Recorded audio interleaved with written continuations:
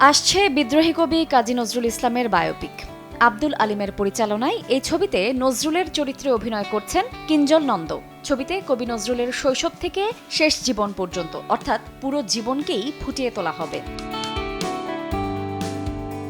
বর্তমানে নজরুল সম্পর্কে পড়াশোনা করছেন কিঞ্জল। চরিত্রটি পর্দায় ফুটিয়ে তোলাই নিজের জন্য সবচেয়ে বড় চ্যালেঞ্জ বলে জানান অভিনেতা। তিনি বলেন, এই প্রথম নজরুলের জীবন নিয়ে বায়োপিক হচ্ছে। আমি সত্যি উচ্ছ্বসিত এই সুযোগ পেয়ে। প্রথমে ছবির চিত্রনাট্য পড়ে মুগ্ধ আমি। যার নাম শুনে বড় হয়েছি তাকে নিয়ে এমন একটা ছবি হচ্ছে যার কেন্দ্রীয় চরিত্রে আমি ভাবতেই কেমন যেন লাগছে। এটুকু বলতে পারি, আমরা নজরুল সম্পর্কে যেটুকু জানি তার থেকে অনেক বেশি কিছু আছে এই ছবিতে। কিঞ্জলের সঙ্গে নজরুলের চেহারার বেশ পার্থক্য রয়েছে। চরিত্রের সঙ্গে মানানসই করতে প্রয়োজন প্রস্থেটিক্সের, তাই শীতকালে ছবির শুটিং শুরু হওয়ার কথা রয়েছে। ছবিতে কিঞ্জলের রূপটানের দায়িত্বে থাকছেন সোমনাথ কুণ্ডু। বহু ঐতিহাসিক চরিত্র এই ছবিতে জীবন্ত হয়ে উঠবে বলে জানান সংশ্লিষ্টরা।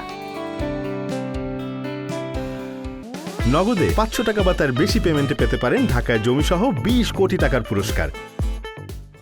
নজরুলের উপস্থিতি মানেই সেখানে রবীন্দ্রনাথ ঠাকুরের প্রসঙ্গ আসাটাই স্বাভাবিক। এই ছবিতে কবিগুরুর চরিত্রে অভিনয় কে করবেন তা নিয়ে নির্মাতারা আলোচনার স্তরে রয়েছেন, তবে সেখানেও পরিচালক বড় চমক দিতে চলেছেন।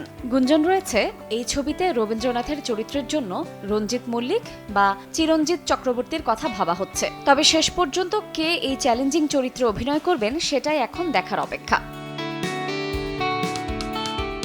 নজরুলের এই বায়োপিকে ফজলুল হকের চরিত্রে অভিনয় করছেন খরাজ মুখোপাধ্যায়। বিরজা সুন্দরী দেবী হিসেবে দেখা যাবে কাঞ্চনা মৈত্রকে। এছাড়াও বাংলাদেশের কয়েকজন অভিনেতাও এই ছবিতে কাজ করতে পারেন বলে জানা গেছে।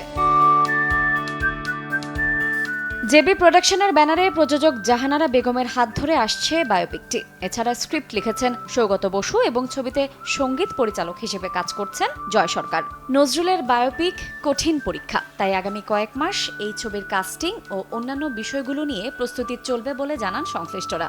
তবে এরই মধ্যে ছবির নাম ঠিক করা হয়েছে কাজী নজরুল ইসলাম।